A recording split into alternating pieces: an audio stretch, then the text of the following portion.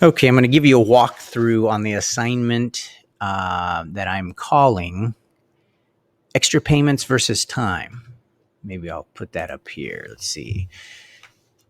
Extra Payments versus Time. So that could be a proper way to name this assignment.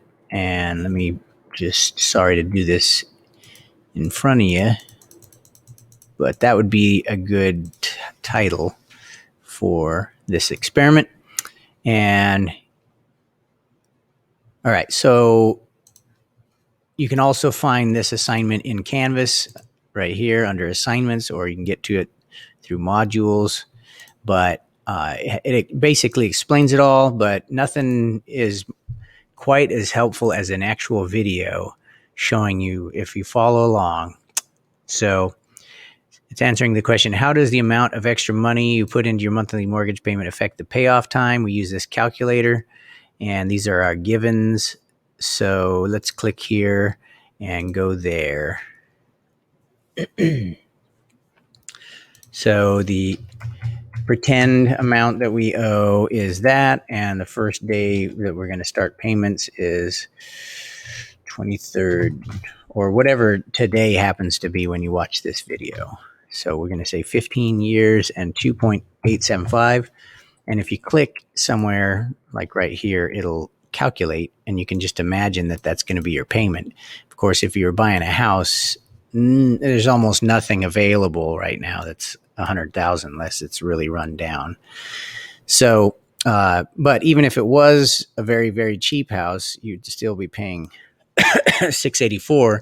And then if you know the adult world, you would know that you can tack on taxes and insurance, which would be like 200, 250, or maybe even 300. But anyways, now that we have our pretend setup, and you can also, if you couldn't afford this payment, you could also change it to 30 years and your payment would go down, but then you're paying for longer. So I'd like you to do 100,000 at 15 years, and let's go to the next page. So here it shows you that if you, right now we're making no additional payments, so obviously there's no benefit. We're not saving any money extra on top. So all in all, your $100,000 in 15 years, you're going to end up paying $23,000 in interest. So my question is, if we paid 100 extra, how would that affect the amount of, like how much sooner would it pay off?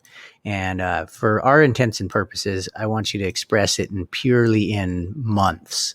So back to this page or this page, you can click on this document. It will take you here, and obviously you won't be able to edit it unless you do file, make a copy. So excuse me. So do that first. And here's your data table. And obviously there's the 100 that we just put in, and the mortgage payoff estimates that it would save us 2 years and 3 months. So each year is 12 months. So this is 24, 25, 26, 27 months that it would save us in terms of time. So 27 goes here, and then you put in 200, and then you calculate the results. That would save you 4 years. 4 times 12 is 48. So 48 months, and then 300.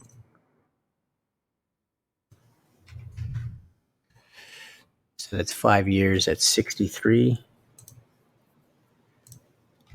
Okay. I'm going to go ahead and pause it and fill in the rest of it. Okay, so I filled this out. I'm continuing to put $100 more each month into this. And so if we got up to $1,000 a month, which is a tremendous amount extra to put into it, it would pay off so much faster. It'd pay off in roughly almost like 5 years instead of this long. And you would end up saving, you'd only end up paying about $8,000 total. But anyways, what's interesting from this point on is that we want to find out. I'm going to copy this entire data table, and I'm going to go here and say sheets.google.com, and we'll open a new sheet. and we'll paste this data table. And let's see, I want to make it so that you can see all the cells. So actually I might leave this one. I'm going to hand adjust this one, but then these I'm going to swipe across the top. And for those of you who are using a Chromebook, trackpad, that sort of thing, it might be hard to swipe across all these. So I offer you this tip that I've offered before, and that is to click right here. If you click right here and then you click right here, while you hold shift, you can see it grabs everything in between. So we're going to use that. I'm going to click here, and then hopefully I can get a hold of this. My screen is being blocked by this Screencastify. So I'm going to just swipe across, but for some reason I can't scroll. I can't see it down there. But anyways, if you click on the end and then click over here on a Chromebook, that would probably be much more handy. So now that I have all those selected, I'm going to right click and say resize columns, and let's do like 50 or something. That's much better. Like I said, I can't seem to scroll. Thanks a lot, Google. Oh, there it is. There's the scroll bar. Okay. See, one of my complaints these days is there's this trendy thing about making things so faint that you can't even tell what's selected. It's kind of aggravating. All right, so now that this is reasonably sized, I'm going to select the whole thing. I don't even know if you still need to, but in the past you did. But I'm going to go insert chart. And the whole thing's selected. So now you can see it's pretty much, you could almost argue that it's done right now. And it really is. I'm just going to reposition this by grabbing it so we can see the data table. And that is the truth. At this point, we're relatively done. But there are things we can do to make it a little better.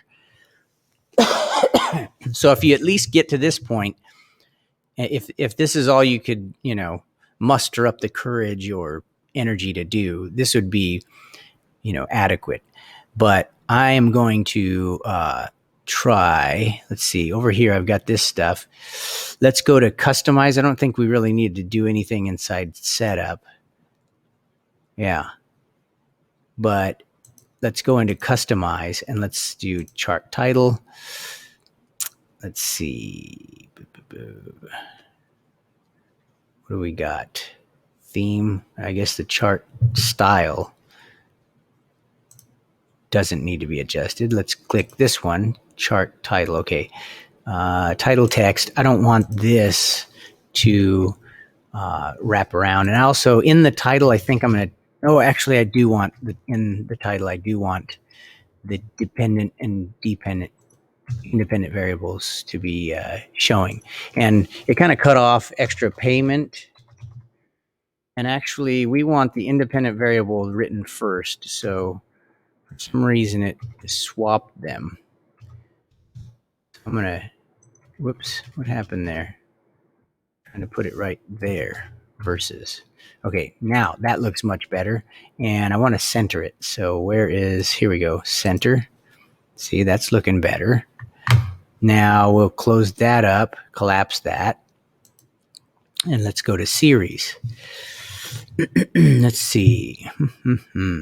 Font or point size. Yeah, actually, I think I've enjoyed making the point size a little different. Yeah, that's kind of small. Let's go to 7. And then I will go ahead and leave it as a circle. Line thickness, I think I'll make it maybe a little wider. 2, 4. Yeah, that looks good.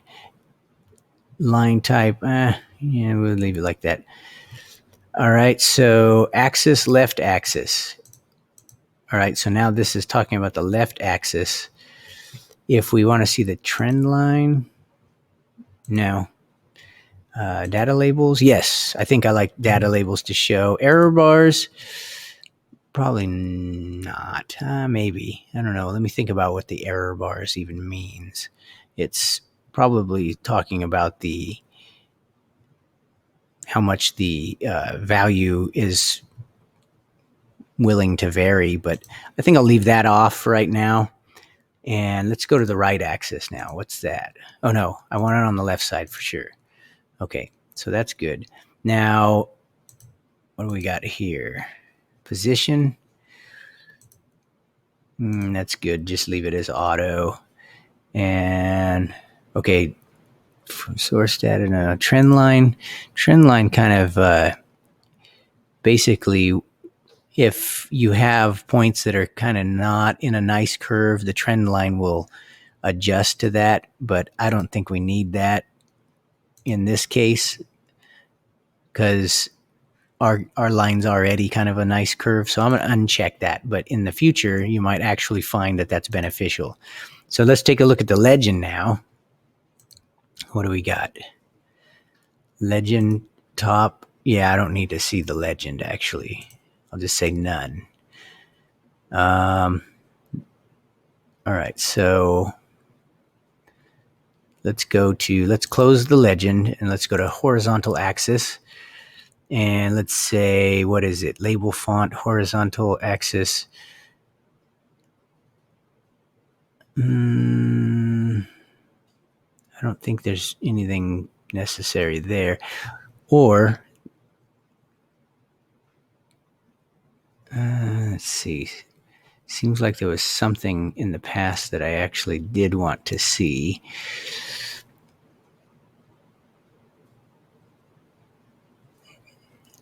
I would like to see the grid lines, but I think that's a different setting. Oops, so I lost it. All right, so I'm going to click on here and say edit chart again.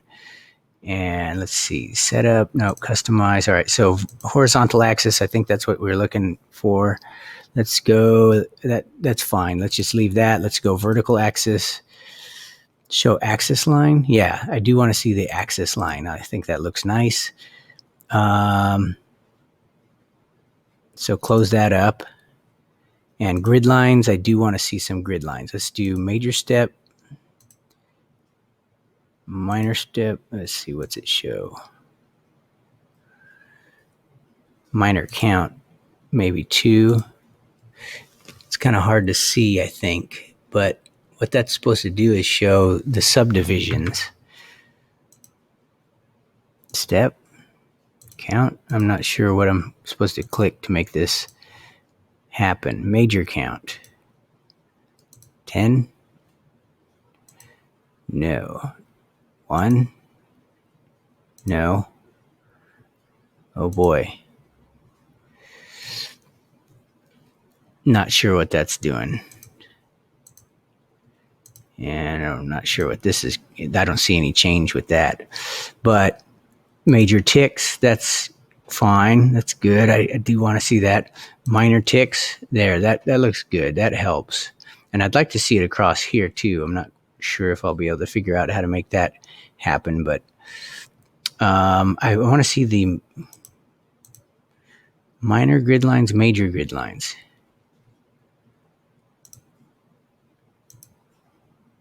Okay. Now maybe we're getting somewhere. There, now I can, okay, so evidently I had to make the color stand out before this mysterious thing that I was messing with would actually even help. So I would like to do, maybe I'll turn it down a little bit more every 3 or something, but yeah, probably 2. But I'd like to do the same thing for the vertical. And like I said, all this stuff is just to help improve it. It's not super necessary, but I'd like to see I think I have to change it right here, vertical axis to horizontal axis. And now let's take a look. Instead of auto, let's make it, yeah, there. Now I'm starting to see that. And then minor count, let's do it 3 or something. There we go. So that's starting to look more like a real graph. Like I said, even if you just stopped at the first step back before we did any of this customization, it would still be okay, but this just makes it better. All right. So I'm going to call that good and just close this up. I'll hit close on the count or a customize window. And yeah, there we go. That's how you do it. So one more step, we need to copy this thing and drop it into, I guess you need to click right here. So you got the whole thing selected, copy, and then go over to this, hit enter, and just paste it. And then it'll give you these two options, link to spreadsheet or paste unlinked. If you link it to the spreadsheet, then what that means is, it'll show the graph. And then if you happen to go back to the original spreadsheet and change values, this will update. So I'm just going to paste unlinked.